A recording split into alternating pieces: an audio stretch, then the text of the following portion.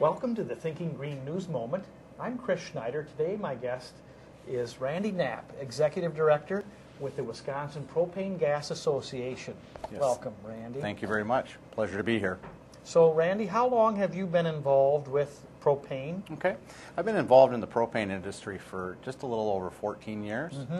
Started off with a company called True Gas locally here and expanded it at a later date to the Wisconsin Propane Gas Association. And so how long have you been associated with the Gas Association? 7 years as its executive director. Wonderful. And how long has propane been a part of the alternative energy scene? I'm glad you asked that. Propane, as I did a little research and also in the back of my memory banks, we've been utilizing propane for about 80 years. Wow. And a lot of farmers have used it as an alternative fuel to diesel or gasoline on their farms. I've talked to a lot of farmers over the years at energy fairs that say, well, I had a tractor back in the 70s, and it seems like there was quite a movement back there, and then we saw some retreat. Now we're starting to see a lot of interest. And what's fueling that interest? Well, that's a very pointed question. Obviously, the cost of fuel has really brought on the need and desire to utilize other alternative fuels.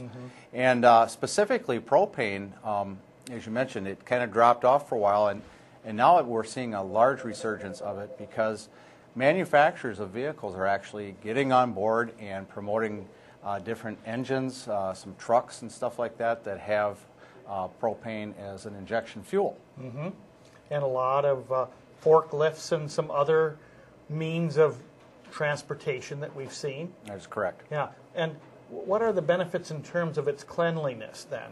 Well, propane is a derivative of natural gas, as you know, and as most people that utilize propane, they're using it for home heating. It's a very clean, efficient fuel. And now with the products of different engines and conversion kits, the propane aspect of it is not only clean, but it's also very affordable.